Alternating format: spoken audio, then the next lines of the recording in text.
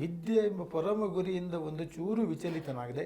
ನಾನೇನು high rank pass ಆದವನಲ್ಲ, second high class or low first class ಅಷ್ಟೇ ನನ್ನ ಇದೆ. ನನ್ನ ಮಟ್ಟಿಗೆ ತೃಪ್ತಿ ಇದೆ. ಯಾಕಂದ್ರೆ ದೇವರು ನನಗೆ, ನಾನು ಒಂದು ಬಡ ಹೋಟೆಲ್ನಲ್ಲಿ ಇದ್ದರೂ ಒಬ್ಬರು ಎಷ್ಟು ಜೀವಮಾನದಲ್ಲಿ ತಿನ್ನಬಹುದು ಆದಷ್ಟು ನನ್ನ ವೈಯಕ್ತಿಕ ನಿರ್ಧಾರ ನಾನು ಚಿಂತಿಸಿದರೆ ಒಂದು 3 ಜನ್ಮಕ್ಕಾಗುವಷ್ಟು ತಿಂದಿದ್ದೇನೆ. ಯಕ್ಷಗಾನ ಬೇಕು ಅಂದ್ರೆ ಅದು ನಿಜವಾಗ್ಲೂ ಒಂದು ಸರ್ವಾಂಗ ಸುಂದರ ಕಲೆ.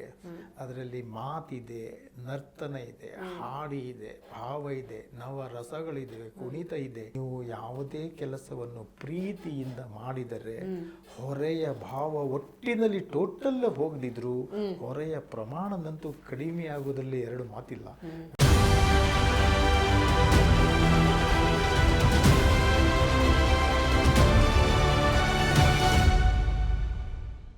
ನಮಸ್ಕಾರ, ಜಿ ವೈಬ್ಸ್ ಪಾಡ್ಕಾಸ್ಟ್ಗೆ ಸ್ವಾಗತ. ನಾನು ದಿವ್ಯಶ್ರೀ. ಇವತ್ತಿನ ಜಿ ವೈಬ್ಸ್ ಪಾಡ್ಕಾಸ್ಟ್ನಲ್ಲಿರುವಂತಹ ಅತಿಥಿಯ ಬಗ್ಗೆ ನಾನು ಮಾತಾಡಲೇಬೇಕು. ಮೂಲತಃ ಉತ್ತರ ಕನ್ನಡದವರು.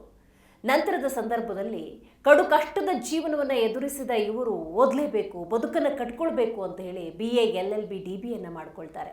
ಆ ನಂತರದ ಸಂದರ್ಭದಲ್ಲಿ 40ಕ್ಕೂ ಹೆಚ್ಚು ಎಕ್ಸಾಮ್ಗಳನ್ನು ಅಟೆಂಡ್ ಮಾಡ್ತಾರೆ. ಆದರೆ ಯಾವುದೇ ರೀತಿಯ ಉತ್ತಮ ಫಲಿತಾಂಶ ಲಭ್ಯವಾಗುವುದಿಲ್ಲ, ಫೇಲ್ ಅನ್ನುವಂಥ ಹಣೆಪಟ್ಟಿಯನ್ನು ಕಟ್ಕೊಳ್ತಾರೆ. ಆದರೂ ಛಲ ಬಿಡದ ಈ ವ್ಯಕ್ತಿ ಹೋಟೆಲ್ ಕಾಮತ್ನಲ್ಲಿ 80 ರೂಪಾಯಿ ಸಂಬಳಕ್ಕೆ ಕೆಲಸವನ್ನು ನಿರ್ವಹಿಸುವಂತಹ ಪರಿಸ್ಥಿತಿ ನಿರ್ಮಾಣವಾಗುತ್ತೆ. ಆದರೂ ಕೂಡ ಛಲ ಬಿಡದ ಇವರು ಬದುಕನ್ನು ಇಲ್ಲಾದರೂ ಸರಿ ಕಟ್ಕೊಳ್ಬೇಕು ಅಂತ ಹೇಳಿ ನಿರಂತರವಾಗಿ ತಮ್ಮ ಪ್ರಯತ್ನವನ್ನು ಮಾಡ್ತಾರೆ.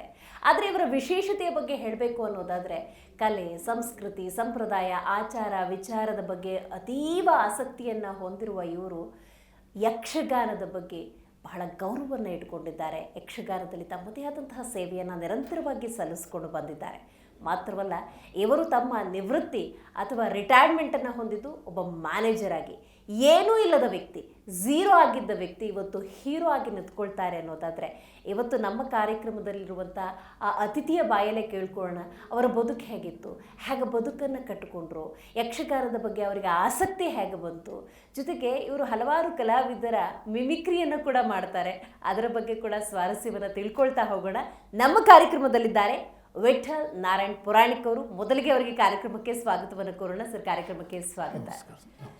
ಇವತ್ತು ನಿಮ್ಮ ಬದುಕೆ ಹಲವರಿಗೆ ಆದರ್ಶ ಅಂತ ಹೇಳಿದ್ರೆ ತಪ್ಪಾಗೋದಿಲ್ಲ. ಊಟಕ್ಕೆ ಗತಿ ಇಲ್ಲ, ಬದುಕನ್ನು ಕಟ್ಕೊಳ್ಳೋದಕ್ಕಾಗೋದಿಲ್ಲ. ಇಂಥ ಒಂದು ಸನ್ನಿವೇಶದಲ್ಲಿ BA LLB DBA ಓದ್ತೀರಿ ಅನ್ನೋದಾದರೆ ನಿಮ್ಮ ಬದುಕನ್ನು ಇವತ್ತು ನಮಗೆ ತಿಳಿಸ್ಕೊಡ್ಬೋದಾ? ನಿಮ್ಮ ಹುಟ್ಟು ಎಲ್ಲಾಯಿತು, ನಿಮ್ಮ ವಿದ್ಯಾಭ್ಯಾಸ ಎಲ್ಲಾಯಿತು, ಹೇಗೆ ನೀವು ಬದುಕನ್ನು ಕಟ್ಟಿಕೊಂಡ್ರಿ? 80 ರೂಪಾಯಲ್ಲಿ ಒಬ್ಬ ಮ್ಯಾನೇಜರ್ ಆಗಿ ರಿಟೈರ್ಡ್ ಆಗೋದೆಲ್ಲಿ ತಿಳಿಸ್ಕೊಡಿ ಸರ್. ನನ್ನ ಬದುಕಂದರೆ, ನಾನು ಆ್ಯಕ್ಚುಲಿ ನನ್ನ ಡೇಟ್ ಆಫ್ ಬರ್ತ್ 13/7/60. ನಾನು ಮೂಲತಃ ಉತ್ತರ ಕನ್ನಡ ಜಿಲ್ಲೆಯ ಶಿರಾಲಿ ಗ್ರಾಮದ ಅಳವೇಕೋಡಿ ಎಂಬ ಅರಬ್ಬಿ ಸಮುದ್ರದ ತೀರದಲ್ಲಿರುವ ಒಂದು ಸಣ್ಣ ಗ್ರಾಮ. ಅಲ್ಲಿ ನನ್ನ ತಂದೆ ತಾಯಿ ಕುಟುಂಬಸ್ಥರೆಲ್ಲ ಅರ್ಚಕ ಮನೆತನದವರು. ನಮ್ಮ ತಂದೆ 1964ರಿಂದ 2 ವರ್ಷ ಗದಗ್ನಲ್ಲಿ ಒಂದು ಸಣ್ಣ ಹೋಟೆಲನ್ನು ಇಟ್ಟಿರ್ತಾರೆ. ಅದರಲ್ಲಿ ಫುಲ್ ಲಾಸ್ ಆಗಿ ಅಳವೇಕೋಡಿಯಲ್ಲಿ ಬಂದು ದೇವಸ್ಥಾನದಲ್ಲಿ ಉಳಿಯುವಂಥ, ನಮ್ಮನ್ನೆಲ್ಲ ಪೋಷಿಸುವಂಥ ಒಂದು ಜವಾಬ್ದಾರಿಯನ್ನು ಹೊತ್ತಿರ್ತಾರೆ. ನಾನು ಕರ್ನಾಟಕದ ವಿವಿಧ ಊರುಗಳಲ್ಲಿ ನೆಲೆಸಿ ಸಾಕಷ್ಟು ಎಲ್ಲವನ್ನು ಆಸ್ವಾದಿಸೋದಕ್ಕೆ ನನಗೆ ಧನ್ಯತೆ ಇದೆ, ಸಂತೋಷ ಇದೆ. ನಾನು ಹುಟ್ಟಿದ್ದು ಗದಗ್ ಎನ್ನುವ ಊರಿನಲ್ಲಿ 4 ವರ್ಷ. ಆಮೇಲೆ ಹುಬ್ಬಳ್ಳಿಯಲ್ಲಿ ನನ್ನ ಜೀವನ 3-4 ವರ್ಷ ನಡೆದಿದೆ. ಆಮೇಲೆ ಹೆಚ್ಚಿನ ವರ್ಷ ಒಂದು 9-10 ವರ್ಷ ನಿರಂತರವಾಗಿ ನನ್ನ ವಿದ್ಯಾಭ್ಯಾಸ up to first PUC Shirali Bhatkal ತಾಲೂಕಿನಲ್ಲಿ ಆಗಿದೆ. ಅಲ್ಲಿ ಜನತಾ ವಿದ್ಯಾಲಯ ಸ್ಟಡಿ. ಆಮೇಲೆ ಸೆಕೆಂಡ್ PUC ಆದಮೇಲೆ ನಾನು ಬೆಂಗಳೂರಿಗೆ ಬಂದೆ. 1 ವರ್ಷ ಟ್ರಾನ್ಸ್ಫರ್ ಸರ್ಟಿಫಿಕೇಟ್ ಕ್ಯಾರೆಕ್ಟರ್ ಸರ್ಟಿಫಿಕೇಟ್ ಏನೋ ಒಂದು ಲಭ್ಯತೆ ಇಲ್ಲದ ಕಾರಣ ಅದು 1 ವರ್ಷ ವೇಸ್ಟ್ ಆಗೋಯಿತು.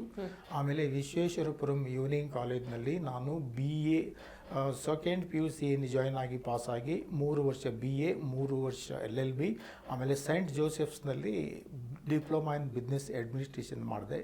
ಆ ಕಾಲದಲ್ಲಿ ನನ್ನದೇ ಬಹುಶಃ ಕೊನೆಯ 3 ವರ್ಷಗಳ ಲಾ ಇರುವ ಎಕ್ಸ್ಕ್ಲೂಸಿವ್ ಪದ್ಧತಿ. ಆಮೇಲೆ ಅದು 5 ವರ್ಷ 3 ವರ್ಷಗಳ 2 ವಿಭಾಗಗಳಾಗಿ ಗ್ರ್ಯಾಜುಯೇಷನ್ ನಂತರ PUC ನಂತರ ಈ ಥರ ಆಯಿತು. ನಾನು ಕಾಮತ್ ಹೋಟ್ಲಲ್ಲಿ 77-78ರಲ್ಲಿ 75 ರೂಪಾಯಿಯಷ್ಟು ಸಂಬಳಕ್ಕೆ ನಾನು ಶುರು ಮಾಡಿದ್ದವನು. ಆದರೆ ನನ್ನ ಜೀವನದ ಎಷ್ಟೇ ಕಷ್ಟಗಳು ಬಂದರೂ ಕಲಿಯಲೇಬೇಕೆಂಬ ಛಲವಿತ್ತು, ನನ್ನಲ್ಲಿ ಗುರಿ ಇತ್ತು. ಆ ಗುರಿಯ ಕಡೆಗೆ ಗಮನ ಹರಿಸಿದ ಕಾರಣ ನನ್ನ ಕೆಲಸ ಎಷ್ಟೇ ಕಷ್ಟಮಯವಾದರೂ ಕೊನೆಗೆ ಸಿಗುವಂತಹ ವಿದ್ಯಾದೇವತೆಯ ಒಲವನ್ನು ಗಳಿಸಿಕೊಳ್ಳಲು ನಾನೆಲ್ಲ ಕಷ್ಟ ನಷ್ಟಗಳನ್ನು ಮರೆತು ನನ್ನ ಗುರಿಯನ್ನು ಕೇಂದ್ರೀಕರಿಸಿ 11 ವರ್ಷ ನಮ್ಮ ಓನರ್ಗಳು ನನಗೆ ಬೇರೆ ಬೇರೆ ಹೋಟ್ಲಲ್ಲಿ ಕಳಿಸಿದರೂ ನನಗೆ ಅದರಲ್ಲಿ ಬೇಕಾಗಿದೆ. ಈಗ ಒಂದು ಹಾಲು ನೀರಲ್ಲಿರೋ ನೀರನ್ನು ಹೀರಿಕೊಂಡು ಹಾಲನ್ನು ಹೀರಿಕೊಂಡು ನೀರನ್ನು ಬಿಡ್ತದೆ ಹಂಸ ಪಕ್ಷಿ, ಹಾಗೆ ಜೀವನ ದೀರ್ಘ ಸಮಯದ ಬಂದ ಎಲ್ಲ ಕಷ್ಟಗಳನ್ನು ಮರೆತು ವಿದ್ಯೆ ಪಡೆಯುತ್ತಿದ್ದೇನೆಂಬ ಒಂದು ಶ್ರೇಷ್ಠತೆ ಮತ್ತು ಭ್ರಮೆ ಅದರ ಅಗತ್ಯತೆಯಲ್ಲಿ ಮನಗೊಂಡು ಎಲ್ಲೂ ಫೇಲ್ ಆಗದೆ ನಾನು 85ರಲ್ಲಿ ನನ್ನ BA LLB DBA ಮುಗಿಸಿದೆ. ಅದರಲ್ಲಿ ಲಾನಲ್ಲಿ ಒಂದು ಸಬ್ಜೆಕ್ಟ್ ಫೇಲ್ ಆದರೂ ನಾನು 40 ಬ್ಯಾಂಕ್ ಮತ್ತು LIC ಎಕ್ಸಾಮ್ಗಳಲ್ಲಿ ಫೇಲ್ ಆದೆ. ನನ್ನ ಬ್ರದರ್ ನನಗಿಂತ 1 ವರ್ಷ 8 ತಿಂಗಳು ದೊಡ್ಡವನು, PUCಗಿಂತ ಪಾಸ್ ಆಗಲಿಕ್ಕೆ ಆಗಲಿಲ್ಲ. ಆದರೆ ಸ್ಟೇಟ್ ಬ್ಯಾಂಕ್ ಆಫ್ ಇಂಡಿಯಾದಲ್ಲಿ ಅವನು ಅಸಿಸ್ಟೆಂಟ್ ಮ್ಯಾನೇಜರೋ ಯಾವುದೋ ಹುದ್ದೆಯಾಗಿ ರಿಟೈರ್ಡ್ ಆದ. ನಾನು ಅವನಿಗಿಂತ BA LLB DBA ಓದಿ 38-40 ಎಕ್ಸಾಮ್ಗಳಲ್ಲಿ ಫೇಲ್ ಆದೆ. ಆದರೂ ಎದೆಗುಂದದೆ many time God will upset our plans to execute his own plan ಅನ್ನುವ ಒಂದು ನಿರ್ಧಾರದಲ್ಲಿ ಇಟ್ಕೊಂಡು ಕಷ್ಟಪಟ್ಟು ಕೊನೆಗೆ ನನಗೆ ಅರಿವಿಲ್ಲದೆ, ಅಂದರೆ RTO ಅಂದರೆ ಫುಲ್ ಫಾರ್ಮ್ ನನಗೆ ಗೊತ್ತಿಲ್ಲ. ನಮಗೆ ಗೊತ್ತಿದ್ದದ್ದು ಏನಾದ್ರು ಪೋಸ್ಟ್ ಆಫೀಸ್ನಲ್ಲಿ ಒಂದು ಹೋಗಿ ಬರೋದು, ಅದು ಬಿಟ್ಟರೆ KBನಲ್ಲಿ ಬಿಲ್ ಕಟ್ಟುವುದು, ಅಷ್ಟು ಮಾತ್ರ ಬಿಟ್ಟರೆ ಗೌರ್ಮೆಂಟ್ ಸರ್ಕಾರಗಳ ಅರಿವು ಮಾಹಿತಿಯೇ ಇರಲಿಲ್ಲ. ಅದು 37 ಎಷ್ಟು ವಿಭಾಗಗಳು ನಮ್ಮ ಮಾರ್ಕ್ಸ್ಗಳಲ್ಲಿ ಎಷ್ಟು ನೋಡಿ ಅವರೇ ಕ್ರಮಾಂಕದ ಪ್ರಕಾರ ನೀಡ್ತಾರೆ. ನನಗೆ RTO ಅಂತ ಬಂತು. ದೇವರ ದಯದಿಂದ ನಾನು ಯಾವ ವಿಳಾಸ ಕೊಟ್ಟಿದ್ದೀನಿ ಅಲ್ಲಿಂದ ನಿಯರೆಸ್ಟ್ ಬ್ರಾಂಚಿನಲ್ಲೇ 86ರಲ್ಲಿ ಹಾಕಿದ್ದಾರೆ. ಅಂದರೆ ದೇವರ ಬಗ್ಗೆ ನನಗೆ ಇಷ್ಟೊಂದು ಶ್ರದ್ಧೆ ಭಕ್ತಿ ಬರಲಿಕ್ಕೆ ನಿಯರೆಸ್ಟ್. ಈಗ ಅಲ್ಲಿ ಅಪಾಯಿಂಟ್ಮೆಂಟ್ ಇಲ್ಲ, ಅಲ್ಲಿ ಬೇಡ, ಇನ್ನೊಂದು ಕಡೆ ಬೇಕು, ಮತ್ತೊಂದು ಕಡೆ ಬೇಕು, ಇಲ್ಲಿ ಬೇಕಾದರೆ ಬೇಕು, ಬೇಡಾದರೆ ಬೇಕು, ಈ ಥರ ಅಲ್ಲಿದೆ.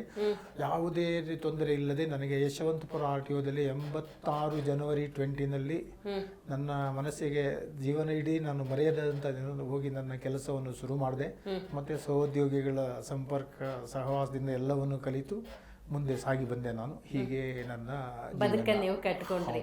ಹೌದು. ನಿಮ್ಮ ವಿದ್ಯಾಭ್ಯಾಸ ಅಂದಾಗ ಕಡು ಕಷ್ಟದ ಜೀವನ ಅಂತ ನೀವು ಬೇರೆ ಹೇಳ್ತಾ ಇದ್ರಿ. ಹಂಗಾಗಿ ನಾನು ಕೇಳೋದು, ವಿದ್ಯೆ ಪಡ್ಕೊಳ್ಳೋಕೆ ಪೂರಕ ವಾತಾವರಣ ಇತ್ತ, ಅಂದ್ರೆ ಸೌಕರ್ಯ ಇತ್ತ? ಇಲ್ಲ, ಸೌಕರ್ಯಗಳು ನಮಗೆ ಬೇಕಾದ ಇರುವ ಸೌಕರ್ಯಗಳಲ್ಲೇ ಅನುಸರಿಸಿ ನಾವು ಮುಂದೆ ಹೊರಲೇಬೇಕಾಗ್ತದೆ. ಸಾಧಾರಣದವರಿಗೆ ಒಂದು ದಿನವೇ ಹೊಟ್ಟೆ ಹೊರಕೊಳ್ಳೋದೇ ಕಷ್ಟ. ಇನ್ನು ಕೆಲವರಿಗೆ 1-2 ಪಿಕ್ಚರ್ ನೋಡಿ ಜೀವನ ಹೋದರೆ ಸಾಕುತ್ತಾರೆ. ಆದರೆ ನಾನು ಎಲ್ಲವನ್ನು ಬದಿನಲ್ಲಿಸಿ ಎಷ್ಟೇ ಕಷ್ಟ ಆದರೂ ಆ ವಿದ್ಯೆ ಎಂಬ ಪರಮ ಗುರಿಯಿಂದ ಒಂದು ಚೂರು ವಿಚಲಿತನಾಗಿದೆ.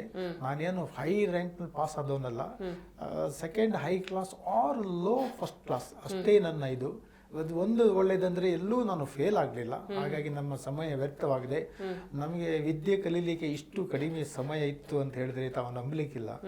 ಈ ಬೆಂಗಳೂರಿನಲ್ಲಿರುವ Plaza, Blue Moon, Blue Diamond, Rex, Galaxy, Lido, Imperial ಸಿನಿಮಾಗಳಲ್ಲಿ ನಾನು ನಿಲ್ಲೋದು ಲೈನ್ ನಂದು ₹1.60.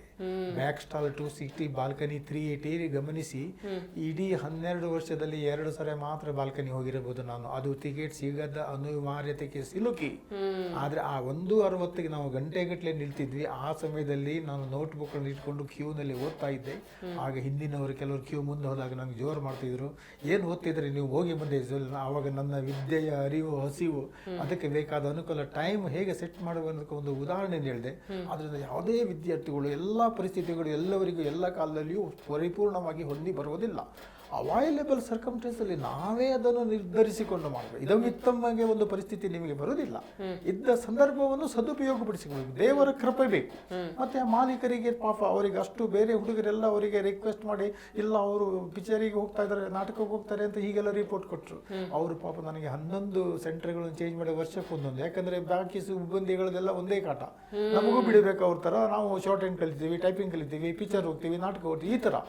ಸೊ ನನ್ನ ಪರಮ ಗುರಿ ಎಂಬುದು ಇತರರಿಗೆ ಒಂದು ಹಾಸ್ಯಾಸ್ಪದ ವ್ಯಕ್ತ ಆಗಿದೆ. ಆದರೆ ನಾನು ಅದನ್ನು ಎಡುತ್ತು ಮಾಡಿದೆ. ಮತ್ತು ಜನರಲ್ ಪಬ್ಲಿಕ್ ಲೈಬ್ರರಿಯಲ್ಲೇ ನಾನು ಓದಿದ್ದು. ಇವತ್ತಿಗೂ 7 ನ್ಯೂಸ್ ಪೇಪರ್ಗಳನ್ನು ಓದಿತ್ತಿರುವ ಧನ್ಯಜೀವಿ ನಾನು. ಕನ್ನಡದಲ್ಲಿ ಪ್ರಜಾವಾಣಿ ಮತ್ತು ಇಂಗ್ಲೀಷ್ನಲ್ಲಿ ದಿ ಹಿಂದೂ, ಇದೆರಡುಗಳನ್ನು ಮರೀಲಿಕ್ಕೆ ಸಾಧ್ಯನೇ ಇಲ್ಲ. Letters to the editor. ಇವತ್ತಿಗೂ ನಾನು 5:30-6 ಗಂಟೆ ಒಳಗೆ ಪದಬಂಧ 90% ಮುಗಿರ್ತೇನೆ. ಸುಡೋಕು ಮಾಡಿ ನನಗೆ ಈಗ ಬೇಸರ ಆಯಿತು. ಆ ಸೂತ್ರ ಗೊತ್ತಾದ್ಮೇಲೆ ಇನ್ನು ಮಾಡುವಂಥ ಒಂದು ಇದು ಸಾಹಸ ಇಲ್ಲ. ಬಟ್ ನನಗೆ I really believe 20 24 hours is too less for me to enjoy the life. And I won't do anything at one time. My life is so short that I'm having so much enjoyable events. I'm in a hurry. ಹಾಗಾಗಿ ನಾನು ಪ್ರತಿ 1 ಗಂಟೆಗೆ ನನ್ನ system change, walking ಬೇರೆ, ಮತ್ತೆ dancing ಇದೆ, ಮತ್ತೆ diagram ಏನು ಬರಿತೀನಿ, ಮತ್ತು ಏನು ವಾಚಕರ ವಾಣಿ ಅದಕ್ಕೆಲ್ಲ ಪತ್ರಗಳ ಸಂವಹನ ಮಾಡ್ತೀನಿ, ವಿಮರ್ಶೆ ಮಾಡ್ತೀನಿ, ಎಲ್ಲಿಯೋ ಯಕ್ಷಗಾನ ಇದ್ರೂ ಹೋಗಿ ಬರ್ತೀನಿ. ಎಲ್ಲ ನಿರ್ಧಾರಗಳನ್ನು ಮಾಡಿಕೊಂಡು ಲೈಫನ್ನು ಒಂದು ಬೆಟರ್ ವೇನಲ್ಲಿ ಯೂಸ್ ಮಾಡ್ಕೊಂಡು ಹೋಗ್ತೀನಿ. ಇವತ್ತು ನಿಮ್ಗೊಂದು ಭಾವನೆ ಇದೆ, ಸಂಪೂರ್ಣವಾಗಿ ಜೀವನವನ್ನು ಅನುಭವಿಸಿದ್ದೇನೆ ಅನ್ನುವಂಥ ಭಾವ ಇದೆ ನಿಮಗೆ? ಇದೆ, ನನ್ನ ಮಟ್ಟಿಗೆ ತಪ್ಪಿದೆ. ಯಾಕಂದ್ರೆ ದೇವರು ನನಗೆ, ನಾನು ಒಂದು ಬಡ ಹೋಟೆಲ್ನಲ್ಲಿ ಇದ್ರೂ ಒಬ್ಬರು ಎಷ್ಟು ಜೀವಮಾನದಲ್ಲಿ ತಿನ್ನಬಹುದು ಆದಷ್ಟು ನನ್ನ ವೈಯಕ್ತಿಕ ನಿರ್ಧಾರ ನಾನು ಚಿಂತಿಸಿದರೆ ಒಂದು 3 ಜನ್ಮಕ್ಕಾಗುವಷ್ಟು ತಿಂದಿದ್ದೇನೆ, ಒಂದು 5 ಜನ್ಮಕ್ಕಾಗುವಷ್ಟು ಯಕ್ಷಗಾನ ತಾಳಮದ್ದಳೆಗಳು. ನಾನು ಹೀಗೆ ಲೆಕ್ಕ ಹಾಕ್ತೀನಿ. ನಮ್ಮ ಆಫೀಸ್ನಲ್ಲಿ 110 ಜನ ಇದ್ದಾರೆ. ಅವರು ಒಂದು ವಾರ, ಒಂದು ತಿಂಗಳಲ್ಲಿ ಎಷ್ಟು ಪಿಕ್ಚರ್ ಹೋಗ್ತಾರೆ, ಎಷ್ಟು ಸಿನಿಮಾ ನೋಡ್ತಾರೆ, ಎಷ್ಟು ಸೆಮಿನಾರ್ ಅಟೆಂಡ್ ಆಗ್ತಾರೆ, ಅದನ್ನೆಲ್ಲ ಕಂಪೇರ್ ಹಾಕಿದ್ದಾರೆ. ಆ 90 ಜನರು ಮಾಡಿರುವ ವ್ಯವಹಾರಕ್ಕೆ ನಂದೇ ಒಂದು ಕೈ ಮೇಲಾಗ್ಬೋದು. ಮತ್ತೆ ನನಗೆ ಮ್ಯಾಂಗ್ಳೂರಿನಲ್ಲಿ Mangalore management association, radio listeners club, productivity council, institution of engineers and valuers association ಅವಳೊಂದಿಗೆ ನೇರ ಸಂಪರ್ಕ ಇದ್ದ ಕಾರಣ ಕಚೇರಿ ಅವಧಿಯ ನಂತರ 1.5 ಗಂಟೆಗಳ ಸೆಮಿನಾರ್ ಲೆಕ್ಚರ್ಗಳನ್ನು ಅಟೆಂಡ್ ಮಾಡಿ ಸೂಕ್ತ ಪ್ರಶ್ನೋತ್ತರಗಳನ್ನು ಕೇಳಿ ಆಮೇಲೆ ಮತ್ತೆ ಉಡುಪಿಗೆ ಹಿಂದಿರುವ ಒಂದು ಪರಿಪಾಠ ಇತ್ತು. ಸೊ ಸಮಯ ಸಂದರ್ಭದಲ್ಲಿ I was always preferring the scene or something which I am not getting anything at all. ಈ ಯಕ್ಷಗಾನ ಪಿಕ್ಚರ್ ತಾಳಮದ್ದಲೆ ಆದರೆ ಇವತ್ತು ಇಲ್ಲಿ ಬಿಟ್ಟರೆ ನಾಳೆ ಮಂಗಳೂರು, ಸುರತ್ಕಲ್ಲು, ಸೊರಬ, ಸಾಗರ ಎಲ್ಲ ಅವೈಲೇಬಲ್ ಇದೆ. ಅಂತಾರಾಷ್ಟ್ರೀಯ ಮಟ್ಟದ ಖ್ಯಾತ ನರ್ತಕರು, ವಿಮರ್ಶಕರು, ಮಾತುಗಾರರು ಅವರೆಲ್ಲ ಬಂದಾಗ ಬೆಂಗಳೂರಿನಿಂದ ಒಂದು ಹೈ ಪೊಲಿಟಿಷಿಯನ್ ಅವ್ರದ್ದು ಯಾರೇ ಹೊಸಬರು ಬಂದರೆ ಅವರ ಸ್ವರಭಾರವನ್ನು ಗಮನಿಸುವ ಒಂದು ಆಸಕ್ತಿ ಯಾವುದು ನಮಗೆ ಶೀಘ್ರದಲ್ಲಿ ಮತ್ತೆ ಪುನರ್ ಲಭ್ಯ ಇಲ್ಲವೋ ಅಂಥದಕ್ಕೆ ನಾನು ಲೈವ್ ಪ್ರೋಗ್ರಾಮ್ಗೆ ಪ್ರಿಫರೆನ್ಸ್ ಜಾಸ್ತಿ. ಖಂಡಿತ. ನೀವು ಯಕ್ಷಗಾನದ ಬಗ್ಗೆ ಉಲ್ಲೇಖ ಮಾಡಿದ್ರಿ, ಹೆಂಗೆ ನಂಟು ಅದು? ಅಂದ್ರೆ ನಿಮ್ಮ ಪೂರ್ವಿಕರು ಯಕ್ಷಗಾನ ಕಲಾವಿದರು ಅಂದ್ರೆ ನಮ್ಮ ಪೂರ್ವಿಕರು ಪರಿಪೂರ್ಣ ಯಕ್ಷಗಾನ ಕಲಾವಿದರು. ನನ್ನ ಅಜ್ಜ ಇವತ್ತಿದ್ರೆ 120 ವರ್ಷ ಆಗ್ತಿತ್ತು ಅವರಿಗೆ. ನಾನು ರಜೆನಲ್ಲಿ ಕೂತ್ಕೊಂಡು ಸುಮ್ಮನೆ ಡೈರಿ ಓಪನ್ ಮಾಡಿ ನೋಡದೆ ಬರ್ದೆ ನಮ್ಮ ಅಜ್ಜನ ಸಂತತಿ ಇದುವರೆಗೆ ಮುಂದುವರಿದಿದ್ದೇ ಆಗಿದ್ದರೆ ಎಲ್ಲರ ಮೆಂಬರ್ಗಳ ಪಟ್ಟಿ ನೋಡುವಾಗ 117ಕ್ಕೂ ಮಿಕ್ಕಿ ಆಗ್ತಿತ್ತು. ಅಷ್ಟು ಜನ ಇದ್ದಾರೆ. ಮತ್ತೆ ನಮ್ಮ ಮನೆ ಅರ್ಚಕರ ಮನೆ, ದೇವಸ್ಥಾನ. ಆ ಕಾಲದಲ್ಲಿ ಟ್ರಾನ್ಸ್ಪೋರ್ಟೇಷನ್ ಇಲ್ಲ, 2-3 ನದಿಗಳನ್ನು ಕ್ರಾಸ್ ಮಾಡಿ ಹೋಗೋದು. ದೇವರಿಗೆ ತ್ರಿಕಾಲ ಪೂಜೆ ಅನ್ನೋದಿರ್ತದೆ. ಆ ಕಾಲದಲ್ಲಿ ನಮ್ಮ ಅಜ್ಜ ಒಂದು ಒಳ್ಳೆ ಯಕ್ಷಗಾನಕ್ಕೆ ಹೋಗ್ಬೇಕೆಂದ್ರೆ 80-90 ವರ್ಷದ ಹಿಂದಿನ ಸ್ಥಿತಿ, ತ್ರಿಕಾಲ ಪೂಜೆ ಅಂತ ಹೇಳಿದ್ರೆ ಬೆಳಿಗ್ಗೆ, ಮಧ್ಯಾಹ್ನ, ರಾತ್ರಿ ಆ 3 ಪೂಜೆಗಳನ್ನು ಬೆಳಿಗ್ಗೆ ಒಂದೇ ಶಿಫ್ಟಿನಲ್ಲಿ ಮುಗಿಸಿ ಮತ್ತೆ ಯಕ್ಷಗಾನಕ್ಕೆ ಹೋಗಿ ಮತ್ತೆ ಯಕ್ಷಗಾನಕ್ಕೆ ಬಂದು ಮಲಗಿ ನಿದ್ರೆ ಮಾಡಿ ಮರುದಿವಸ ಮತ್ತು ಕ್ರಮಬದ್ಧವಾಗಿ ಮಾಡ್ತಿದ್ರು. ಆಗ ಇಷ್ಟು ಜನಸಂಪರ್ಕ, ಒತ್ತಡ ಇದು ಇರಲಿಲ್ಲ, ಯಾವುದು ಸಕಾಲಿಕ ಅನ್ನೋ ಪರಿಸ್ಥಿತಿ ಇರಲಿಲ್ಲ. ಅಂತ ಒಂದು ಕಾಲಾನುಕ್ರಮದಲ್ಲಿ ಮತ್ತೆ ನಮ್ಮ ಮನೆಯಲ್ಲಿ ಒಂದು ಜಿಂಕೆಯ ತಲೆಬುರುಡೆಗಿರುವ ಒಂದು ದೊಡ್ಡ ಕೋಡುಗಳಿರ್ತಾವಲ್ಲ, ಈ ಥರ ಡಿ ಇರೋ ಏನೋ ಹೇಳ್ತಾರೆ ಅದಕ್ಕೆಲ್ಲ ಬೇರೆ ಬೇರೆ ಸಣ್ಣ ಸಣ್ಣ ಹಳೆಯ ಪುಸ್ತಕಗಳ ಕಟ್ಟುಗಳನ್ನು ಹಾಕಿದ್ರು. ನಾವೆಲ್ಲ ಚಿಕ್ಕ ಮಕ್ಕಳು ಕುರ್ಚಿಯಲ್ಲಿ ಇಟ್ಟು ಅದನ್ನು ಎತ್ತಿ ಅದರಲ್ಲಿ ವಿಭೀಷಣ ನೀತಿ, ಮಂಡೋದರಿ, ಇದು ಬೇರೆ ರಾಮ ನಿರ್ಯಾಣ, ಭರತಾಗಮನ, ಕರ್ಣಪರ್ವ, ಶಲ್ಯ, ಹೀಗೆ ಬೇರೆ ಬೇರೆ ಪಾತ್ರಗಳ ಒಂದು ಪಟ್ಟಿಗಳಿತ್ತು. ನಮಗದು ಜಂಪೆ ತಾಳ, ಅಷ್ಟತಾಳ, ಆದಿತಾಳ ಹೇಳ್ತದ್ದು, ಬಾಯಿ ತಾಳ, ನಮಗದು ಏನೂ ಗೊತ್ತಿಲ್ಲ. ಬಟ್ ಅದನ್ನು ಓದಿ ನೋಡಿಸಿದೆ. ಮತ್ತೆ ನಮ್ಮ ಮನೆಯಲ್ಲಿ ಹಳೆಯ ಚಂಡೆ ಅದನ್ನು ಬಾರಿಸುವ ಕೋಲುಗಳಿದ್ವು. ಹಾಗೆ ಅದನ್ನೆಲ್ಲ ನೋಡುವಾಗ ನಮಗೆ ಆ ಕಾಲದಲ್ಲಿ ಕರೆಂಟ್ ಬಂದಿದ್ದು ನಾನು ಹುಟ್ಟಿ 6-7 ವರ್ಷದ ನಂತರ. ನಮ್ಮ ಮನೆಯಲ್ಲಿ ಹಳೆ ಕರೆಂಟ್ ವೈರ್ಗಳನ್ನು ಬಿಳೆ ಬಣ್ಣದ ಹೀಗೆ ಹೊಡೆದು ಕ್ಲಿಪ್ ಆಗಿ ಜಾಯಿಂಟ್ ಮಾಡಿ ಇನ್ನೂ ನನಗೆ ಗಮನಕ್ಕಿದೆ. ಆ ಬ್ಲ್ಯಾಕ್ ಕಲರಿನ ಟಿಕ್ ಟಿಕ್ ಮಾಡೋ ಸ್ವಿಚ್ಗಳು ನೀವೆಲ್ಲ ನೋಡಿರ್ಲಿಕ್ಕಿಲ್ಲ. ಅವೆಲ್ಲ ನಮ್ಮ ಕಣ್ಣ ಮುಂದೆ ಆದದ್ದು. ಮತ್ತೆ ನಮ್ದು ಸ್ಥಿತಿ ಹೇಗಿತ್ತು ಅಂತ ಹೇಳಿದ್ರೆ, ನಾವು 10 ವರ್ಷದ ಮೇಲೆ ಚಪ್ಪಲಿ ಹಾಕಿದ್ದು, PUC ನಂತರ ಪ್ಯಾಂಟ್ ಹಾಕಿದ್ದು, ಊರಲ್ಲಿ ಬರಿಗಾಲಲ್ಲೇ ನಡೆದಿತ್ತು. ನಮ್ಮ ಊರಂದ್ರೆ ಫುಲ್ ಉಸುಕಿನ ಸ್ಯಾಂಡ್ ಇರುವ ಏರಿಯಾ. ಹಾಗಾಗಿ ಅಷ್ಟು ಕಷ್ಟದಲ್ಲಿ ಮತ್ತು ಯಕ್ಷಗಾನ ಎಷ್ಟು ಆಕರ್ಷಣೀಯವಾಗಿದೆ. ಆ ಚಂಡೆ ಮದ್ದಳೆ ಸೌಂಡಿಗೆ ನಮಗೆ ಬಹಳ ಖುಷಿ ಆಗ್ತಿತ್ತು. ಶಾಲೆಯಲ್ಲಿ ಅವ್ರದ್ದು ಯಕ್ಷಗಾನದ ತಿರುಗಾಟದ ವ್ಯಾನ್ ಬಂದರೆ ಅವರಿಗೆ ಊರುಗಳು ಗೊತ್ತಿರೋದಿಲ್ಲ. ನಾವು ಮುಂದುವರಿದ್ದು ಇಂಥ ಊರು ಮುರುಡೇಶ್ವರ ನಾವು ತೋರಿಸ್ತೀವಿ. ಅವರೊಟ್ಟಿಗೆ ನನ್ನ ಕ್ಲಾಸನ್ನು ಮಿಸ್ ಮಾಡಿ ಅವರು ವ್ಯಾನಲ್ಲಿ ಅರ್ಧ ದಿವಸ ತಿರುಗಿ ಪ್ರಚಾರದಲ್ಲಿ ನಾನು ನಿರತನಾಗ್ತಿದ್ದೆ. ಅವರು ಬೀಸಾಡುವ ಕರಪತ್ರಗಳು ಒಂದೆರಡು ಹೆತ್ತು ನಾನು ಕಿಸೆಯಲ್ಲಿ ಹಾಕ್ಕೊಳ್ತಿದ್ದೇನೆ. ಆಗ ಏನು ಅವ್ರದ್ದು ಒಂದು ಮಾತುಗಳಂದ್ರೆ ಈ ಆಟ ಚಲು ನೋಟ ರಸಿಗರಿಗೆ ರಸದೂಟ, ಒಂದೇ ಒಂದು ಆಟ, ಒಳ್ಳೊಳ್ಳೆ ಕಲಾವಿದರ ಕೂಟ, ಚೆಂಡೆಯೊಂದಿಗೆ ಮಾತನಾಡುವ, ಮದ್ದಳೆಯೊಂದಿಗೆ ಮಾತನಾಡುವ, ಚೆಂಡೆಯ ಗಂಡುಗಲಿ, ಈ ತರ ಬೇರೆ ಬೇರೆ ನಕ್ಕು ನಗಿಸುವ, ನಗದೆ ನಗಿಸುವ ಎಲ್ಲ ನಮಗೆ ಸಣ್ಣ ಪ್ರಯತ್ನ. ನಮಗೆ ಅದು ಬಿಟ್ಟರೆ ಬೇರೆ ಅಭ್ಯಾಸಗಳಿಲ್ಲ. ಚಿತ್ರಮಂದಿರಗಳಲ್ಲಂತೂ ನಮ್ಮ ಮನೆಯಿಂದ ಒಂದು 16 ಕಿಲೋಮೀಟರ್ ದೂರದಲ್ಲಿತ್ತು. ಎಲ್ಲಾದ್ರೂ ವರ್ಷದಲ್ಲಿ ಒಂದೆರಡು ಹೋದ್ರೆ ದೊಡ್ಡದು. ಹಾಗೆ ಆದ್ರಿಂದ ಯಕ್ಷಗಾನವೇ ಆದ್ಯತೆ ಆಯ್ತು. ಖಂಡಿತ. ಕಲೆ ಸಂಸ್ಕೃತಿ ಈ ನಮ್ಮ ಹಿಂದಿನ ಆ ಶಕ್ತಿಯನ್ನ ಮುಂದುವರಿಸುವಂತಹ ಪಾತ್ರದಲ್ಲಿ ಯಕ್ಷಗಾನದ ರೋಲ್ ಬಹಳ ದೊಡ್ಡದು. ಹಾಗಾಗಿ ಹೇಳಿ, ಯಾಕೆ ಬೇಕು ಯಕ್ಷಗಾನ? ಯಕ್ಷಗಾನ ಬೇಕು ಅಂದ್ರೆ ಅದು ನಿಜವಾಗ್ಲೂ ಒಂದು ಸರ್ವಾಂಗ ಸುಂದರ ಕಲೆ. ಅದರಲ್ಲಿ ಮಾತಿದೆ, ನರ್ತನ ಇದೆ, ಹಾಡಿ ಇದೆ, ಭಾವ ಇದೆ, ನವ ರಸಗಳಿದೆ, ಕುಣಿತ ಇದೆ, ತಾಳ ಇದೆ, ಚೆಂಡೆ ಇದೆ, ಮದ್ದಳೆ ಇದೆ. ಅದು ಒಬ್ಬನಿಂದ ಆಡುವಲ್ಲ, ಒಂದು ಒಟ್ಟು ಸಮೂಹ ಕಲೆ. ಅದು ಒಂದು ಪಾತ್ರ, ಒಂದು ಚಿತ್ರಣ, ಒಂದು ರಾಮಾಯಣ, ಮಹಾಭಾರತ, ಉಪನಿಷತ್ತುಗಳು, ವೇದಗಳು, ಇದನ್ನು ಆಧಾರಿತ ಜನಜೀವನಕ್ಕೆ ಬೇಕಾದ ಮಾಹಿತಿಗಳನ್ನು ಕ್ರಮಬದ್ಧವಾಗಿ ಕಲಿಸಿಕೊಳ್ಳುವ.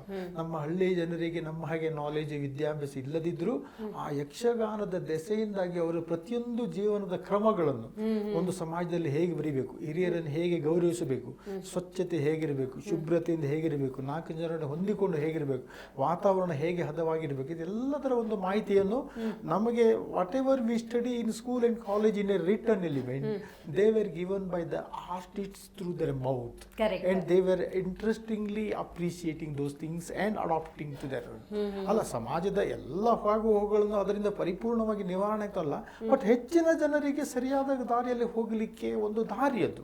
You can take a horse to the pond but it should drink by itself ಅಂತ. ಹಾಗೆ ನಮಗೆ ಅದು, ನಾವು ಬಾಲ್ಯದಲ್ಲಿ ನಾವು ಅಜ್ಜನಿಗೆ 5 ರೂಪಾಯಿ ಟಿಕೆಟ್ ಇದ್ರೆ ನಾವು 1 ರೂಪಾಯಿ ಟಿಕೆಟ್ ಗದ್ದೆಯಲ್ಲಿ ಮಲಗಿ ದಪ್ಪ ಕೊಂಡೆಯ ಬೃಹತ್ ರಾಕ್ಷಸ ವೇಷಗಳನ್ನು ಆನಂದಿಸಿ, ಪಕ್ಕದ ಹುಡುಗರಿಗೆ ಇದಕ್ಕಿಂತ ದಪ್ಪ ವೇಷಧಾರಿ ಬಂದರೆ ಮಾತ್ರ ಎಬ್ಬಿಸಿ ಅಂತೇಳಿ ಮಲಗುವಂತ.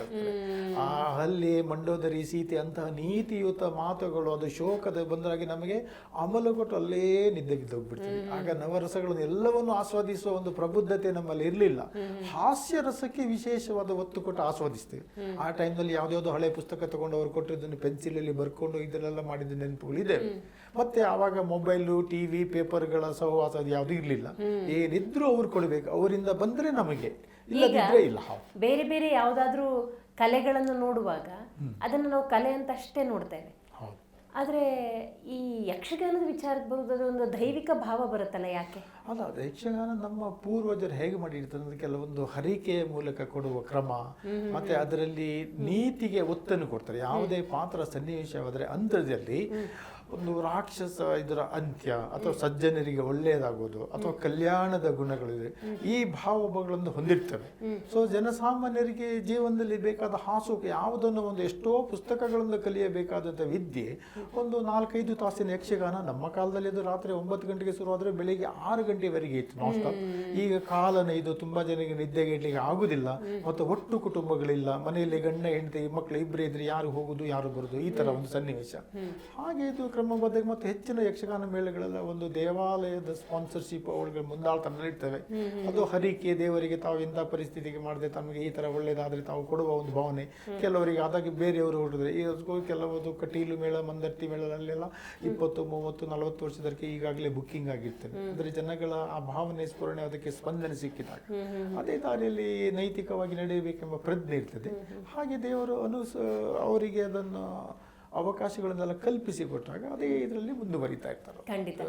ಈಗ ಯಕ್ಷಗಾನಗಳು ಅಂದಾಗ ಅದೊಂದು ಪ್ರದರ್ಶನ, ಅದೇನೋ ಒಂದು ಕತೆ ಹೇಳತ್ತೆ, ಅದೇನೋ ನೀತಿ ಪಾಠ ಹೇಳತ್ತೆ ಅನ್ನೋದ್ರ ಜೊತೆಗೆ ಈಗ ರಾಮಾಯಣವನ್ನು, ಮಹಾಭಾರತವನ್ನು, ಯಾವುದೋ ಒಂದು ಕಥಾ ಪ್ರಸಂಗವನ್ನು ಜನರಿಗೆ ತಲುಪಿಸಿ ಜನರಲ್ಲಿ ಒಂದು ಧನಾತ್ಮಕ ಗುಣಗಳನ್ನ ಬಿತ್ತುವ ಕೆಲಸವನ್ನ ಮಾಡ್ತಾ ಇರುತ್ತೆ. ಸೊ ಹಾಗಾಗಿ ಯಕ್ಷಗಾನದಲ್ಲಿ ಎಲ್ಲಾ ವಿಚಾರವನ್ನು ತಿಳಿಸ್ಬೋದಾ? ಬರ್ತದೆ. ದೀರ್ಘವಾದ ಪ್ರಸಂಗಗಳಿರ್ತವೆ. ಪ್ರತಿಯೊಂದು ಪಾತ್ರ ಅಲ್ಲಿಯೂ ಕ್ರೂರತೆಯ ಪಾತ್ರ ಇರ್ತದೆ, ಶೋಕದ ಸನ್ನಿವೇಶ ಇರ್ತದೆ, ಕಷ್ಟಕರ ಜೀವನ ಇರ್ತದೆ. ಆ ಎಂಥ ಸನ್ನಿವೇಶಗಳನ್ನು ಸಾಧಾರಣ ಮನುಷ್ಯರ ಜೀವನದಲ್ಲಿ ಎದುರಿಸಬೇಕಾದ ಎಲ್ಲ ಸನ್ನಿವೇಶಗಳು ಬಂದೇ ಬರ್ತವೆ ಅದರಲ್ಲಿ. ಅದನ್ನು ಅನ್ವಯಿಸಿ ಅದರಲ್ಲಿ ಆದರೆ ಸತ್ಯಕ್ಕೆ ಒಳ್ಳೆಯದಕ್ಕೆ ಶುಭ ಆಗುವಂತ ಒಂದು ಸನ್ನಿವೇಶ ಬರ್ತದೆ. ರಾಕ್ಷಸಿಯ ಗುಣ ಹಾರಾಟ ಚೀರಾಟ ಎಷ್ಟಿದ್ರು ಕೊನೆಯಲ್ಲಿ ದೈವತ್ವಕ್ಕೆ ಇದಕ್ಕೆ ಸಮಾನ. ಸಮಾಜದಲ್ಲಿ ನೀತಿಗೆ ಮಹತ್ವ ಕೊಡಬೇಕೆಂಬ ಒತ್ತು ಧಾರ್ಮಿಕ ಪ್ರಜ್ಞೆ ಜನರಲ್ಲಿ ಆಗ್ತದೆ. ಹಾಗೆ ಅದು ಮುಂದುವರಿಕೊಂಡು ಹೋಗ್ತಾನೆ ಇರ್ತದೆ. ಮತ್ತೆ ಅದರಲ್ಲೂ ಹಾಸ್ಯ ಇದೆ, ವೀರರಸ ಇದೆ, ಕರುಣ ರಸ ಇದೆ. ಹಾಗೆ ಮತ್ತೆ ಎಲ್ಲ ನಿಮ್ಮ ಈ ಪಿಕ್ಚರ್ ಇದ್ರ ತರ ನಾಟಕದ ತರ ಅಲ್ಲಿ ಡ್ರೆಸ್ ಗಿಸ್ಸಿಂಗ್ ಎಲ್ಲ ಸಪರೇಟ್ ಅಂತಿಲ್ಲ. ಅವರು ಅದು ಹಿಂದ್ಗಡೆ ಅವರು ವೇಷ ಚೇಂಜ್ ಮಾಡೋದು ಬದಲು ಮಾಡೋದು ಅದನ್ನೆಲ್ಲ ನೋಡುವಾಗ ಬಣ್ಣ ಗಿಣ್ಣ ಕ್ರಮಾನುಭಾಗಿ ಅವರು ತಮ್ಮ ವೈಯಕ್ತಿಕ ಉಡುಪುಗಳಿಂದ ಹಿಡಿದು ಆ ಫುಲ್ ದೇವತೆಗಳ ಇನ್ನೊಂದು ಅಸುರರ ರಾಕ್ಷಸರ ಸಮೃದ್ಧ ವೇಷಗಳ ಪ್ರತಿಯೊಂದು ಕಟ್ಟುವಿಕೆ ಕಳುಚುವಿಕೆ ಬಣ್ಣಗಳ ಧಾರಣೆ ಸಮಯ ಏರಿರುತ್ತೆ ಫುಲ್ ನೋಡುವ ಅವಶ್ಯಕ ಪಬ್ಲಿಕ್ಕಿಗೆ ಲಭ್ಯ ಇರುತ್ತದೆ.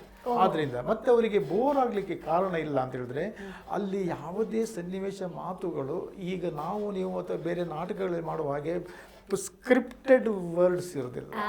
ಆ ಸನ್ನಿವೇಶ ಭಾವ ಇರ್ತದೆ. ಆ ಮಾತುಗಾರಿಕೆ ಮಾಡಿಕೊಳ್ಳುವ ಲಿಬರ್ಟಿ ನಿಮ್ಗೆ ಇರ್ತದೆ. ನಿಮಗೆ ಒಳ್ಳೆಯ ಮಾತಿನಿಂದ ರಂಜಿಸುವ, ನಿನ್ನೆ ಅವರು ಹೇಳಿದ್ದನ್ನು ಹೇಳದೇ ಇರುವ, ಅವರು ಊಹಿಸದಿರುವುದನ್ನು ತಂದೆ ಹಾಕುವ ಒಂದು ಸಂದರ್ಭ ಅಲ್ಲಿ ಇರ್ತದೆ. ಹೌದೌದು. ಒಟ್ಟಿನಲ್ಲಿ ಅಲ್ಲಿ ಕವಿ ಬರೆದ ಪದಗಳ ಆಶಯಗಳಿಗೆ ಅರ್ಥವಾಗಿ ಹೋಗ್ತದೆ. ನೀವು ಯಾವುದೇ ವಾಸ್ತವಿಕವಾಗಿ ದೂರ ಹೋದ್ರು ಪುನಃ ಆ ಟ್ರ್ಯಾಕಿಗೆ ತಂದು ನೆಕ್ಸ್ಟ್ ಪದ್ಯಕ್ಕೆ ಆ್ಯಡ್ ಮಾಡ್ಕೊಂಡು ಸ್ಟೋರಿ ಲೈನಿಗೆ ಧಕ್ಕೆ ಬರದ ಹಾಗೆ ಹೋಗ್ತಾರೆ. ಯಕ್ಷಗಾನ ಕಲಾವಿದರನ್ನು ನೋಡ್ಬೇಕಾದ್ರೆ ಆ ತೂಕದ ವೇಷಭೂಷಣವನ್ನು ಅವ್ರು ಹೇಗೆ ನಿಭಾಯಿಸ್ತಾರೆ, ಅವರ ಸಿದ್ಧತೆ ಹೇಗಿರುತ್ತೆ, ಈ ರೀತಿಯ ಭಾವಗಳು ನಮಗೆ ಸಹಜವಾಗಿ ಮೂಡುತ್ತೆ. ಅವರ ತಯಾರಿ, ಅವರ ವೇಷಭೂಷಣ ಇದ್ರ ಬಗ್ಗೆ ಅದು ನಿಜವಾಗ್ಲಿ ನಿಮ್ಮಂಥವರಿಗೆ ಇದು ಬಹಳ ಒಂದು ಕಷ್ಟಕರದ. ಆ ಬರೀ ಮೈಯಲ್ಲಿ ಅದನ್ನೆಲ್ಲ ಕಟ್ಟುವ ಆ ತುರಿಸುವಿಕೆ ಸೆಕೆ ಇದನ್ನೆಲ್ಲ ನೋಡೋಕೆ ಬಹಳ ಕಷ್ಟ ಆಗುತ್ತೆ. ಆದರೆ ನಾನು ಒಂದು ಹೇಳೋದಂದ್ರೆ ಎಲ್ಲರಿಗೂ ನೀವು ಯಾವುದೇ ಕೆಲಸವನ್ನು ಪ್ರೀತಿಯಿಂದ ಮಾಡಿದರೆ ಹೊರೆಯ ಭಾವ ಒಟ್ಟಿನಲ್ಲಿ ಟೋಟಲ್ ಹೋಗದಿದ್ರು ಹೊರೆಯ ಪ್ರಮಾಣದಂತೂ ಕಡಿಮೆ ಆಗುವುದರಲ್ಲಿ ಎರಡು ಮಾತಿಲ್ಲ. ಗಾಂಧೀಜಿಯವರು ನಂದಿ ಬೆಟ್ಟದಲ್ಲಿ ಕೂತ್ಕೊಂಡಿರುವಾಗ ಹೈಟಲ್ಲಿ 70-80 ವೃದ್ಧ ಒಬ್ಬ ಮೊಮ್ಮಗನನ್ನು ಹೆಗಲ ಮೇಲೆ ಹಾಕೊಂಡು ಓಡುವಷ್ಟು ಸ್ಪೀಡಲ್ಲಿ ಬರ್ತಾ ಇದೆ ಅಂತ ಅಪ್ಪನಲ್ಲಿ. ಆಗ ಗಾಂಧೀಜಿಯವರು ದುಬಾಷಿ ಅವರನ್ನು ನಿಲ್ಲಿಸಿ ಬೇಗ ನಾನು ಮಾತಾಡಬೇಕಂತೇಳಿ ಅವ್ರು ನಿಲ್ಲಿಸಿದ್ರು. ಗಾಂಧೀಜಿಯವರು ಹೇಳಿದ್ರು ನಾನು ನಿಮ್ಗೆ 2 ಪ್ರಶ್ನೆಗಳನ್ನು ಕೇಳ್ತೀನಿ, ಅವರು ಉತ್ತರಿಸಬೇಕು. ಆ ವೃದ್ಧರು ಆ ಏಜಿನಲ್ಲಿ ನೀವು ಬೇಗ ಕೇಳಿ ನನಗೆ ಟೈಮ್ ಆಗುತ್ತೆ ಅಂತ ಸಮಯ ಪ್ರಜ್ಞೆ ಮೇರಿದ್ರು ಪ್ರಥಮತಃ. ಆಮೇಲೆ ಅವ್ರು ಕೇಳಿದ್ರು, ಅಜ್ಜ ಈ ಏಜಿನಲ್ಲಿ ನೀನು ನಡೆದುಕೊಂಡು ಬರೋದು ಕಷ್ಟ, ಅಂಥದ್ರಲ್ಲಿ ಓಡಿ ಬರ್ತಿದ್ದಿಲ್ಲ ಈ ಹೈಟಲ್ಲಿ ಅಷ್ಟು ತೂಕದ ಮೊಮ್ಮಗನನ್ನು. ಅದಕ್ಕೆ ಅಜ್ಜ ಹೇಳಿದಂತೆ ಮತ್ತೇನಾದ್ರು ಕೇಳಲಿಕ್ಕಿದೆಯಾ, ಒಂದೇನೋ ಪ್ರಶ್ನೆ ನಾವು ಹೇಳಿ ಹೋಗ್ಬೋದಾ? ಅದು ಎಸ್ ಅಂತ ಹೇಳಿದ್ರು. ಅವನು ಹೇಳಿದಂತೆ ನಾನು ತಗೊಂಡು ಹೋಗ್ತಾ ಇದ್ದು ಅಕ್ಕಿಯ ಚೀಲ ಅಲ್ಲ, ತೆಂಗಿಯ ಮೂಟೆ ಅಲ್ಲ, ಬೆಲ್ಲದ ಅಚ್ಚುಗಳ ರಾಶಿ ಅಲ್ಲ, ಅವ ನನ್ನ ಮೊಮ್ಮಗ. ಆ ಬಾಂಧವ್ಯ ನಮಗೆ ಹೊರೆಯ ಕಲ್ಪನೆಯನ್ನು ಕೊಡಲ್ಲ. ಅಂದ್ರೆ ಆ ಕೆಲಸದಲ್ಲಿ ಅವನಿಗೆ ಪ್ರೀತಿ ಅಷ್ಟು ಉತ್ಸಾಹಿಯನ್ನಾಗಿ ಮಾಡ್ತದೆ. ಅದೇ ಅಷ್ಟೇ ತೂಕದ ಒಂದು ಹೊರೆಯನ್ನು ಕೊಟ್ರೆ ನಾನು ಹೊರಲಾರೆ, ನನ್ನಿಂದ ಆಗದು ಅನ್ನುವ ಒಂದು ಅವಸ್ಥೆಗೆ ಬರ್ತದೆ. ಆದ್ರಿಂದ ಯಾವುದೇ ಕೆಲಸವನ್ನು ನಾವು ಪ್ರೀತಿ ತನ್ಮಯತೆಯಿಂದ ಮಾಡಿದರೆ ಅದರ ನೋವು ಟೋಟಲಿ ಅವಾಯ್ಡ್ ಆಗಿದ್ರು ಸೈಂಟಿಫಿಕಲಿ. ಅದರ ಭಾರ ಮತ್ತು ಸಹನೀಯವಾದ ಸಹ್ಯತೆ ಮಟ್ಟಕ್ಕೆ ಬರುವುದರಲ್ಲಿ ಎರಡು ಅನುಮಾನವೇ ಇಲ್ಲ. ಪ್ರೀತಿ ಇಂಪಾರ್ಟೆಂಟ್. ಅದನ್ನು ಹೌದು. ಇಷ್ಟು ವರ್ಷಗಳ ಯಕ್ಷಗಾನದ ಜೀವನದಲ್ಲಿ ಯಾವುದಾದ್ರೂ ಒಂದು ಸಾಲುಗಳ ನೆನಪಿದ್ರೆ ಹೇಳ್ಬೋದಾ? ಈ ಕಾರ್ಯಕ್ರಮ ನನಗೆ ಯಕ್ಷಗಾನದಲ್ಲಿ ಬಹಳ ಪ್ರಿಯವಾದದ್ದು ಶ್ರೇಷ್ಠ ಕಲಾವಿದರ ಒಡನಾಟವಿದೆ. ನಿಜವಾಗ್ಲೂ ಹೇಳಬೇಕಿದ್ರೆ ನಂದು 1967ನೇ ಇಸ್ವಿಯಿಂದ ಮಹಮ್ಮಾಯಿ ಯಕ್ಷಗಾನ ನಾಟಕ ಸಭಾ ಸುರತ್ ಕಲ್ಲದವರು ಶನೀಶ್ವರ ಮಹಾತ್ಮೆ, ಬಪ್ಪನಾಡು ಕ್ಷೇತ್ರ ಮಹಾತ್ಮೆ, ತಿರುಪತಿ ಕ್ಷೇತ್ರ ಮಹಾತ್ಮೆ ಹೀಗೆ ನೋಡಿದ್ದೇನೆ. ನಾನು ಹೆಚ್ಚು ನೋಡಿದ್ದು ಧರ್ಮಸ್ಥಳ ಮೇಳದ್ದು, ಕರ್ನಾಟಕ ಯಕ್ಷಗಾನ ಸಭಾ ಮಂಗಳೂರು, ಅಮೃತೇಶ್ವರಿ ಮಂಡಳಿ, ಮತ್ತು ಕೆರೆಮನೆ ಅವರದ ಮಂಡಳಿ, ಸಾಲಿಗ್ರಾಮ ಮಂಡಳಿ, ಹೀಗೆ ಶ್ರೇಷ್ಠ. ನಿಮ್ಗೆ ಅದರಲ್ಲಿ ಆಯ್ದ ಶ್ರೇಷ್ಠ ಕಲಾವಿದರು ಶೇಣಿ, ಸಾಮಗ, ಕುಂಬ್ಳೆ, ಅರಾಟೆ, ಜಲವಳ್ಳಿ, ಮತ್ತು ಕೆರೆಮನೆ ಮಹಾಬಲ ಹೆಗಡೆ, ಶಂಭು ಹೆಗಡೆ, ತೆಕ್ಕಟ್ಟೆ, ಆನಂದ್ ಮಾಸ್ತರ್, ಕುಂಜಾಲು ರಾಮಕೃಷ್ಣ, ಈ ಥರ ಪಟ್ಟಿ ತುಂಬ ಇದೆ. ಅದು ಯಾರನ್ನು ಬಿಡಲಿಕ್ಕೆ ಹೇಳಿ ಹೋದರೆ ಅದೇ ಒಂದು ಅರ್ಧ ಗಂಟೆ ಆದಿತ್ತು, ಅಷ್ಟು ಇದೆ. ಅಷ್ಟು ನಾವು ಆಸ್ವಾದಿಸ್ತೇವೆ.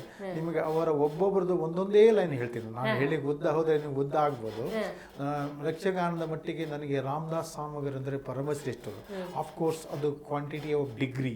ಈಗ ಒಂದು ಸ್ಪೋರ್ಟ್ಸ್ ಅಲ್ಲಾದರೆ ಅವನು 40 ಫೀಟ್ ಹಾರಿದವನು ಎಲ್ಲರಿಗಿಂತ ಮೇಲೆ ಇಲ್ಲ, ಒಬ್ಬ 43 ಹಾರಿದರೆ 40ಗಿಂತ ಅವನು. ಬಟ್ ಯಕ್ಷಗಾನ ಎಂಬುದಾಗಲ್ಲ. It depends on how you enjoy and how you impresses you. You cannot have a definite yardstick of who is superior, who is not superior. ಆ ದೃಷ್ಟಿಯಿಂದ ನೋಡುವಾಗ ನನಗೆ ರಾಮದಾಸ್ ಸಾಮಗ ಅಂತ ಒಬ್ಬರು ಶ್ರೇಷ್ಠ ಕಲಾವಿದರು. ನನಗೆ ಒಂದೂ ಖುಷಿ ಅಂದರೆ ನಾನು ರಾಮದಾಸ್ ಸಾಮಗರ ಮಾತಿನ ಅನುಕರಣೆ ಮಾಡ್ತೇನೆ. ಅವರ ಮಗನಾದ ವಾಸುದೇವ ಸಾಮಗರ್ ಅಂತ ಮಾಡ್ತೇನೆ. ಅವರ ಮೊಮ್ಮಗನಾದ ಪ್ರದೀಪ್ ಸಾಮಗ ಅಂತ ಇದ್ದಾನೆ. ಅವ್ರದ್ದು ಸಮೇತ ಮಾಡ್ತೀನಿ. ಒಟ್ಟಿನಲ್ಲಿ ಯಕ್ಷಗಾನದ 6 ವರ್ಷದಿಂದ ಹಿಡಿದು 80 ವರ್ಷದ ಯಾವ ಕಲಾವಿದರು ನನಗೆ ಗೊತ್ತಿಲ್ಲದ ಕಲಾವಿದರೇ ಇಲ್ಲ. ಮತ್ತು ಅದಕ್ಕಿಂತ ಇನ್ನೂ ಖುಷಿ ಅಂದರೆ ಕಲಾರಂಗದವರು ಕೊಟ್ಟ ಒಂದು ಶ್ರೇಷ್ಠ ಯಕ್ಷಗಾನದ ಕಿರು ಹೊತ್ತಿಗೆ ನನ್ನಲ್ಲಿದೆ. ಕಡಿಮೆ ಅಂದರೆ 1,500-2 ಸಾವಿರ ಕಲಾವಿದರ ನೇಮ್, ಅಡ್ರೆಸ್ ಮತ್ತು ಮೊಬೈಲ್ಗಳು ಇದೆ. ಯಾವುದೇ ಪ್ರಸಂಗ ನೋಡಿದ್ರೆ ನಾನು ಅಪ್ರಿಷಿಯೇಟ್ ಮಾಡಿ ಅವರನ್ನು ವಿಮರ್ಶಿಸಿ ಹೊಗಳುವುದು ಅವರಿಗೆ ಸರಿದಾರಿತು ಅಥವಾ ನನ್ನಲ್ಲಿರುವ ಮಾಹಿತಿಯ ಕೊರತೆಯನ್ನು ನಮಗೆ ತಿಳಿದಿದ್ದೇ ಪರಮ ಸತ್ಯ ಎಂಬ ಭ್ರಮೆಯಲ್ಲಿ ನಾನಂತೂ ಯಾವುದೇ ಇಲ್ಲ. ಮತ್ತೆ ಶ್ರೇಷ್ಠ ಕಲಾವಿದರು ಹೇಳಿದಾಗೆ ಜಿಜ್ಞಾಸೆ ಎಂಬುದು ಅಜ್ಞಾನದ ಲಕ್ಷಣ ಅಲ್ಲ. ನೀವು ರಾಮದಾಸ್ ಸಾಮಗ್ರ ಬಗ್ಗೆ ನಾನು ಒಂದು ಡೈಲಾಗ್ ಹೇಳ್ತೀನಿ. ರಾಮದಾಸ್ ಸಾಮಗ್ರ ಹೇಳ್ತಾರೆ, ಲವಕುಶನಿಗೆ ಬುದ್ಧಿ ಹೇಳುವ ರಾಮನ ಪಾತ್ರದಲ್ಲಿ, ಓ ಚಿನ್ನರಿರಾ, ಮುದ್ದಾದ ನಿಮ್ಮ ಈ ಮುಖಗಳನ್ನು ನೋಡುವಾಗ ನಿಮ್ಮಲ್ಲಿ ಕಥನಾಸಕ್ತಿ ಹೇಗೆ ಉದಿಸಿತು? ಸಣ್ಣ ಪ್ರಾಯದ ಬಾಲಕರಲ್ವೇ ನೀವು? ಕದನವೆಂಬುದು ನಿಮ್ಮ ತೋಳ ಸಾಮರ್ಥ್ಯದ ಪ್ರದರ್ಶನಕ್ಕೊಂದು ವೇದಿಕೆ ಎಂಬ ಭ್ರಮೆಯಲ್ಲಿದ್ದೀರಿ ಮಕ್ಕಳೇ. ಬೇಡವಯ್ಯ, ಕೊರಡು ತರೆಯಲ್ಪಟ್ಟಿತು, ಮಾರಣಾಂತಿಕವಾದಿತು. ಸಣ್ಣ ಪ್ರಾಯದ ನಿಮಗೆ ಕದನವೆಂಬುದು ಕೌತುಕದ ವಿಷಯವಾದರೂ ರಘು ವಂಶದಲ್ಲಿ ಜನಿಸಿ ವರಿಷ್ಠನೆನಿಸಿದ ನಾನು ಸ್ವಲ್ಪ ಚಿಂತನೆಯನ್ನು ಮಾಡಬೇಕಲ್ಲ ಮಕ್ಕಳೇ. ಹೇಳಿ ಕೇಳಿ ಋಷ್ಯಾಶ್ರಮವಲ್ವೇ ಇದು? ಕುಶದರ್ಭೆ ಸಮಿತಿಗಳನ್ನು ಹಿಡಿದುಕೊಂಡು ತಿರುಗಬೇಕಾದ ಜಾಗದಲ್ಲಿ ಆಯುಧಗಳನ್ನು ಹಿಡಿದು ರಘು ರಾಮನನ್ನು ಕದನಕ್ಕೆ ತುಣುಕುತ್ತಿದ್ದೀರಲ್ವೇ? ಬೇಡವಯ್ಯ, ಸಣ್ಣ ಪ್ರಾಯದ ನಿಮ್ಮನ್ನು ದಮನಿಸುವ ದೌಷ್ಟ್ಯಕ್ಕೆ ನನ್ನನ್ನು ಪ್ರೇರೇಪಿಸಬೇಡಿ. ನೀವು ಮಾಡಿರುವ ವ್ಯವಹಾರ ಹೇಗಾಯ್ತು ಗೊತ್ತೇ? ನಿಮ್ಮ ಸಾಧ್ಯತೆಯ ಮಿತಿಗೆ ಮೀರಿದುದಕ್ಕೆ ನೀವು ತುಡುಕ್ತಾ ಇದ್ದೀರಿ. ಅಂಗಳದಲ್ಲಿ ವಿಹರಿಸಬೇಕಾದ ಶಿಶುವೊಂದು ಅಂಬರಕ್ಕೆ ನೆಗೆದಂತಾಯ್ತಲ್ವೇ? ಯಾರು ನಿಮ್ಮನ್ನು ಹೆತ್ತಬ್ಬೆ ಪುಣ್ಯಾತ್ಮಗಿತ್ತಿ ಆಕೆಯ ಹೆಸರನ್ನು ಕೇಳುವ ನನ್ನ ಕಿವಿಯ ಕುತೂಹಲವನ್ನಾದರೂ ತಣಿಸ್ತೀರಾ ಮಕ್ಕಳೇ? ನಿಮ್ಮ ತಾಯಿ ಒಳ್ಳೊಳ್ಳೆ ತಿಂಡಿ ತಿನಿಸುಗಳನ್ನು ಮಾಡಿ ನನ್ನ ಕಂದ ದ್ವಯರು ಅಳಗಳಿಗೆಯಲ್ಲಿ ಮರಳಿ ಬಂದಾರೆಂಬ ಶುಭ ನಿರೀಕ್ಷೆಯಲ್ಲಿದ್ದಾಳು. ಆಕೆಯ ಸದಾಶಯದ ಆಶಯವನ್ನು ಹುಸಿಗೊಳಿಸಬೇಡಿ ಮಕ್ಕಳೇ. ಹೋಗಿ ಸೇರಿಕೊಳ್ಳಿ ನಿಮ್ಮ ಮಾತೆಯನ್ನು. ಇದು ರಾಮನಾಗಿ ಲವಕುಶರಿಗೆ ಬುದ್ಧಿ ಹೇಳುವ ಮಾತು. ಅದೇ ಕೋಟಿ ಚೆನ್ನೈದಲ್ಲಾದ್ರೆ ಅವರು ಸ್ವಲ್ಪ ವೀರರಸ, ನನಗೆಲ್ಲ ಪಾತ್ರಗಳು ಅವರ ಸ್ವರದಲ್ಲೇ ಬರ್ತವೆ. ಕೋಟಿ ಚೆನ್ನಯ್ಯರೇ, ನಿಮ್ಮನ್ನು ಕರೆಸಿದ ಕಾರಣ ವಿವರಿಸಿ ಹೇಳುವ ಅಗತ್ಯ ಇಲ್ಲವಲ್ಲ. ನಿಂತ ನೆಲವೇ ಸೂಚಿಸುತ್ತದೆ. ವಿಚಾರಣೆಗೆ ಅಧೀನರಾದ ಖೈದಿಗಳಲ್ವೇ ನೀವು? ಕೊಲೆ ಎಂತಹ ಹೇಯ ಕೃತ್ಯವು ನಿಮ್ಮಿಂದ ಘಟಿಸಲ್ಪಟ್ಟಿದೆ. ಹೇಗೆ ಸಮರ್ಥಿಸಿಕೊಳ್ತೀರಿ ನೀವು? ಪ್ರತ್ಯುಪಕಾರ ಬಯಸಿ ನಿಮ್ಮನ್ನು ನಾನು ಸಲುಹಿದುದು ಅಲ್ಲ. ಸಣ್ಣ ಪ್ರಾಯದಲ್ಲಿ ಮಾತಾಪಿತ್ರರ ಲಾಲನೆ ಪಾಲನೆ ಪೋಷಣೆಯಿಂದ ವಂಚಿತರಾದ ನಿಮಗೆ ನನ್ನ ಬೆರಳ ತುದಿಗೆ ವಸ್ತ್ರವನ್ನು ಸುತ್ತಿ ಹಾಲಿನಲ್ಲಿ ಅಲ್ಲಿ ನಿಮ್ಮ ಮಾತೆಯ ಸ್ತನ್ಯೋಪಾದಿಯಲ್ಲಿ ಉಡಿಸಿದನಲ್ವೇ? ಅಷ್ಟು ಉಪಕಾರ ನನ್ನಿಂದ ಪಡೆದ ನೀವು ಕೃತಜ್ಞರಾಗಿದ್ದೀರಿ. ಅದಕ್ಕೆ ಉತ್ತರ ಕೊಡುವ ಕೋಟಿ ಚೆನ್ನೈಯರು, ತಿಳಿದು ಮಾಡಿದರೆ ಅಪರಾಧವಾಗ್ತದೆ, ತಿಳಿಯದೆ ಮಾಡಿದರೆ ಪ್ರಮಾದವೆಂದೆನಿಸುತ್ತದಲ್ಲವೇ? ಅಪರಾಧಕ್ಕೆ ಶಿಕ್ಷೆಯನ್ನು ಕೊಡಬೇಕು, ಪ್ರಮಾದಕ್ಕೆ ಒಳಗಾದವನು ಸರಿದಾರಿಗೆ ತರುವುದು ಬುದ್ಧಿಯನ್ನು ಹೇಳಿ ಸಮಾಜದ ಪ್ರಾಜ್ಞರ ಕರ್ತವ್ಯವಲ್ಲವೇ? ಕೆಲವೊಮ್ಮೆ ಮನಸ್ಸಿನಲ್ಲಿ ಎಣಿಸಿದ ಕಾರ್ಯ ಕ್ರಿಯಾ ರೂಪಕ್ಕೆ ಬರುವಾಗ ನಮಗರಿವಿಲ್ಲದೆ ವ್ಯತ್ಯಾಸವಾಗಿ ಹೋಗ್ತದೆ. ಮನೆಗೆ ಬೆಂಕಿ ಬಿದ್ದು ಸುಡುತ್ತಿರುವಾಗ ಕೈಗೆ ಸಿಕ್ಕ ಸಾಧನಗಳಿಂದ ಬೆಂಕಿಯನ್ನು ನಂದಿಸ್ತೇವೆ ಹೊರತು ಬೆಂಕಿ ಕೊಟ್ಟವರಾರೋ ಎಂದು ಚಿಂತಿಸಲಿಕ್ಕೆ ಸಮಯವೂ ಇರುವುದಿಲ್ಲವಲ್ಲ. ವಿಷಪೂರಿತವಾದ ಹಾವು ಕಚ್ಚುತ್ತಿರುವಾಗ ಕೈಗ ಸಿಕ್ಕ ಸಾಧನಗಳಿಂದ ಹೊಡೆದು ಹಾವನ್ನು ಕೊಲ್ಲುತ್ತೇವೆ ಹೊರತು ಯಾಕೆ ಕಚ್ಚುತ್ತಿದೆ ಹಾವು ಎಂದು ಚಿಂತಿಸಕ್ಕೆ ಸಮಯವೂ ಸೂಕ್ತವಾಗಿರುವುದಿಲ್ಲ. ಬಳ್ಳಾಲರು ನಮ್ಮನ್ನು ಬೈದರು, ನಮ್ಮ ಜಾತಿಯವರನ್ನು ನಿಂದಿಸಿದರು. ಕೋಪದಿಂದ ತಮ್ಮನ ಕೈ ಕತ್ತಿಯ ಮೇಲೋಯ್ತು, ಬಳ್ಳಾಲರ ವಧೆಯಾಯಿತು. ಇಷ್ಟು ನಡೆದುದು ಸತ್ಯ. ತಪ್ಪೋ ಒಪ್ಪೋ ತಾವೇ ನಿರ್ಧರಿಸಬೇಕು. ಒಂದು ಹಾಸ್ಯದ ಪಾತ್ರ ಮಿಜಾರು ಅಣ್ಣಪ್ಪ ಅಂತೇಳಿ ಶ್ರೇಷ್ಠ ಕಲಾವಿದರು. ಈ ಲೋಕದಲ್ಲಿ 2 ಥರದ ಗುರುಗಳಿರ್ತಾರಲ್ವೇ? ಕೆಲವರು ಚಿತ್ತಪರಕರು ಮತ್ತು ಕೆಲವರು ವಿತ್ತಪರಕರು. ಚಿತ್ತಪರಕರೆಂದರೆ ಶಿಷ್ಯನ ಮನಸ್ಸನ್ನು ತನ್ನಡೆಗೆ ಆಕರ್ಷಿಸಿ ಆತನ ಜೀವನದ ಅಭಿವೃದ್ಧಿಗೆ ಬೇಕಾದ ಮೂಲಭೂತ ಮಾಹಿತಿಗಳನ್ನು ತೆರೆದ ಮನಸ್ಸಿನಿಂದ ಸದಾಕಾಲ ಧಾರಾಳವಾಗಿ ಒದಗಿಸಿಕೊಡ್ತಾನೆ. ವಿತ್ತಪಾಲಕರಂದ್ರೆ ಏನಿಲ್ಲ, ಪಾಲಕರಲ್ಲಿರುವ ಹಣವನ್ನು ದೋಚುವುದು ಮಾತ್ರ ಕೆಲಸ. ನೋಡಿ, ಕ್ಯಾಪಿಟೇಷನ್ ಫೀ ಅನ್ನೋದ್ರ ಬಗ್ಗೆ ಒಂದು ವಿವರಣೆ 100 ವರ್ಷದಿಂದಿದೆ. ಬಟ್ ಕಲಾವಿದರಿಗೆ ಚೆಕ್ ಯಾವುದು, ಡ್ರಾಫ್ಟ್ ಯಾವುದು, ಫೀಸ್ ಯಾವುದು, ಡೊನೇಷನ್ ಯಾವುದು ಕಲ್ಪನೆ ಇಲ್ಲ. ವಾಸ್ತವವಾಗಿ ನಮ್ಮ ಜೀವನ ಚಿತ್ತ ವಿತ್ತ.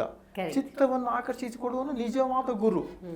ಶಿಷ್ಯನ ಮನಸ್ಸು ಆ ಕಡೆ ಹೋದರೆ ಅದನ್ನು ಸರಿದಾರಿಗೆ ತಂದು ಅವನಿಗೆ ಅಭಿವೃದ್ಧಿಗೆ ಪೂರಕವೇ. ಮತ್ತೆ ವಿತ್ತ ಅಂದ್ರೆ ಮನಿ, ವಿತ್ತ ಮಂತ್ರಿ, ವಿತ್ತ ಹಣಕಾಸು, ವಿತ್ತೀಯ ಈ ಥರ ಎಲ್ಲ ಬರ್ತದೆ ನೋಡಿ. ಅವ್ರದ್ದು ಏನಿಲ್ಲ, ಡೊನೇಷನ್ ಬಂತ, ಮತ್ತೆ ಫೇಲ್ ಆದರೆ ಮತ್ತೆ ಡೊನೇಷನ್ ಕಟ್ಟಿ ಬರ್ತಾನೆ, ಅದಕ್ಕೆ ಏನಂತ ವಿತ್ ಪೆನಾಲ್ಟಿ, ಹೇಗೆ ಅದನ್ನು ವಿವರಣಾರ್ಥಿ ಕೊಡ್ತಾರೆ. ಮತ್ತೆ ಅವ್ರದ್ದು ಒಂದು ಸೌಮ್ಯ ಪಾತ್ರದಲ್ಲಿ ಪ್ರಾತಿಕಾಮಿಯಾಗಿ ದ್ರೌಪದಿಯವರನ್ನು ಮಾತಾಡುವ ದುಶ್ಯಾಸನಿಂದ ಆದೇಶ ಆಗ್ತದೆ ಅವನ ಆಳಿಗೆ ಕೆಲಸಕ್ಕೆ, ಅಲ್ಲಿ ಹೋಗಿ ಅವಳ ಸೀರೆಯನ್ನು ಸೆಳಲಿಕ್ಕೆ ಒಂದು ಕರ್ಕೊಂಡು ಬರಲಿಕ್ಕೆ. ಅಮ್ಮ ದ್ರೌಪದಿ, ನಿನ್ನ ಸಿರಿಮುಡಿಗೆ ಕೈ ಹಾಕಿ ಎಳೆದುಕೊಂಡು ಹೋಗುವ ಕೆಲಸಕ್ಕೆ ನಾನು ಮುಂದಾಗಿದ್ದೇನಮ್ಮ. ನಾನು ಮಾಡುವ ಕೆಲಸ ಪಾಪದ ಎಂಬ ಪ್ರಜ್ಞೆ ಉಂಟು ಮಗಳೇ. ನಾನಾಗಿ ಮಾಡ್ತಾ ಇಲ್ಲ. ತುತ್ತಿನ ಚೀಲವನ್ನು ತುಂಬಿಸಿಕೊಳ್ಳಲು ಕೌರವನ ಅಡಿಯಾಳದ ಪ್ರಯುಕ್ತ ನಾನು ಮಾಡ್ತಿದ್ದೇನಮ್ಮ. ಇನ್ನೊಂದು ಜನ್ಮದಲ್ಲಿ ನಿನ್ನ ಮಗಳೋ ಸೊಸೆಯೋ ತಂಗಿಯೋ ಆಗಿ ನಾನು ಮಾಡುವ ಪಾಪವನ್ನು ಪರಿಹರಿಸಿಕೊಳ್ತೇನೆ. ಶಪಿಸಬೇಡಮ್ಮ, ಕೋಪ ಮಾಡಬೇಡ. ಹೀಗೆ ಒಂದು ದೈನ್ಯತೆಯ ಪಾತ್ರಗಳು ಪರಿಪೂರ್ಣವಾಗಿರ್ತವೆ. ಇದೆಲ್ಲದರ ನಡುವೆ ದೊಡ್ಡ ದೊಡ್ಡ ನಟರ ಮಿಮಿಕ್ರಿಯನ್ನ ಕೂಡ ನೀವು ಮಾಡ್ತೀರಿ ಅಂತ ಹೇಳಿ. ಹೌದು ಹೌದು. ಅದರಲ್ಲೂ ರಾಜಕಾರಣಿಗಳದ್ದು, ಈಗ ದೊಡ್ಡಗೌಡರು ದೇವೇಗೌಡರದು ಒಂದು ಜಲಕ್ಕೆ ನಾನು ನನ್ನಾಗೆ ಪ್ರಯತ್ನ ಪಟ್ಟು ಮಾಡಿದ್ದು. ಈ ದೇಶದ ಸಮಸ್ಯೆಗಳನ್ನ ಸಮಗ್ರವಾಗಿ ಪರಿಶೀಲಿಸಿದಾಗ ಇದುವರೆಗೆ ಆಡಳಿತ ಮಾಡಿರ್ತಕ್ಕಂಥ ಬೃಹಸ್ಪತಿಗಳು ತಾವು ಮಾಡಬೇಕಾಗಿರುವ ಕರ್ತವ್ಯಗಳನ್ನು ಸಮರ್ಪಕವಾಗಿ ಸದ್ಭಾವನೆಯಿಂದ ಸಕಾಲಿಕವಾಗಿ ಮಾಡದೇ ಇರೋದರಿಂದ ರೈತಾಪಿ ವರ್ಗದ ಬದುಕು ದುರ್ಭರವಾಗಿದೆ. ರಸಗೊಬ್ಬರಗಳ ಲಭ್ಯತೆ ಇಲ್ಲ. ಗ್ರಾಮೀಣ ಜನರಿಗೆ ಕುಡಿಯುವ ನೀರಿನ ಕೊರತೆ ಇದೆ. ರಸ್ತೆಗಳ ಸಂಪರ್ಕ ಅಸ್ತವ್ಯಸ್ತವಾಗಿದೆ. ಆದ್ರಿಂದ ತಾವೆಲ್ಲ ಬರ್ತಕ್ಕಂಥ ಚುನಾವಣೆಗಳಲ್ಲಿ ಮತಗಳನ್ನು ಕೊಟ್ಟರೆ ತಾವು ಕೊಡ್ತಕ್ಕಂಥ ಅಧಿಕಾರವನ್ನು ಭಗವಂತ ತಮ್ಮ ಸೇವೆ ಸಲ್ಲಿಸಲಿಕ್ಕೆ ಕೊಟ್ಟಿರೋ ಅವಕಾಶ ಎಂಬ ಭಾವನೆಯಿಂದ ಬಳಸ್ತೇನೆ ಹೊರತು ನಿಮ್ಮನ್ನು ದಮನಿಸುವಂಥ ದುಷ್ಕೃತ್ಯಕ್ಕೆ ನಾನು ಈಡಾಗಲ್ಲ. ಇದಕ್ಕಿಂತ ಹೆಚ್ಚು ನಾನು ಇನ್ನೇನು ಮಾಡಲಿಕ್ಕಾಗತ್ತೆ. ಬಾಲಕೃಷ್ಣ ಅವ್ರದ್ದು ಬುದ್ಧಿ ಜಾವ್ರ ನಮ್ಮ ಹುಡುಗ ತೆಪ್ಪು ಮಾಡಿಬಿಟ್ಟವನೇ. ದೊಡ್ಡ ಮನ್ಸು ಮಾಡಿ ಹೊಟ್ಟೆಗೆ ಹಾಕೊಳ್ಳಿ, ಬಡಪಾಯಿ ಬದುಕೊಳ್ಳಿ, ಲೋ ಸೋಬೋ ಅಡ್ಡ ಬೀಳು, ದೊಡ್ಡವರು ಎದುರಾಡಬೇಡ ಬಡಪಾಯಿ. ಶೋಲೆ ಸಿನಿಮಾದ ಗಬ್ಬರ್ ಸಿಂಗ್ ಇದು 45 ವರ್ಷದಿಂದ ಸಂತೋಷ್ ಥಿಯೇಟರ್ ನೋಡಿದ ನೆನಪು. कितने आदमी थे, सरकार 2 आदमी थे, वे 2 थे और तुम 3 थे, फिर भी वापस आए खाली हाथ। क्या समझ कर आए? तुम्हारा सरदार बहुत खुश होगा, शाबाशी देगा। क्यों? अरे ओ सांबा, कितने इनाम रखे सरकार हम पर? पूरे 50,000। सुनो, पूरे 50,000। ये इनाम इसलिए कि यहाँ से 50 कोस दूर गांव तक रात में जब बच्चा नहीं सोता, पता है माँ कैसे बेटे को सो देते? सो जा नहीं तो गब्बर सिंह आ जाएगा। और ये 3 हरामजादे ने ये गब्बर सिंह का नाम पूरा ही मिट्टी में मिला दिया। इसके सजा मिलेगी, बराबर मिलेगी। कितने गोली है उसमें? कितने गोली है? सरकार 6 गोली है। 6 गोली अब मैं इसे घुमाएंगे, अब बराबर हो गए, 3 आदमी 3 गोली, किस में गोली है किस में गोली नहीं, हमें कुछ नहीं पता, हमें कुछ नहीं पता, देखे किसी को क्या मिलेंगे। सरकार सरकार मैंने तेरा नमक खाया, साले अब गोली खाओ, दूसरा भी तेरा क्या होगा ಕಾಲ್ಯಾ, ಹೀಗೆ ಚೂಟಿ ಚೂಟಿ ಅಂತೇಳಿ ಹೋಗ್ತವೆ. ಹಿಂದಿ ಭಾಷೆಯ ಮೇಲೆ ಪರಿಪೂರ್ಣ ಹಿಡಿತ ಇಲ್ಲದ ಕಾರಣ ಶಬ್ದಗಳ ಬಳಸುವಿಕೆಯಲ್ಲಿ ಸ್ವಲ್ಪ ಎಡವಟ್ಟಾಗುತ್ತೆ. ಯುವ ಸಮೂಹಕ್ಕೆ ನೀವು ಕೊಡುವಂಥ ಒಂದು ಮೆಸೇಜ್?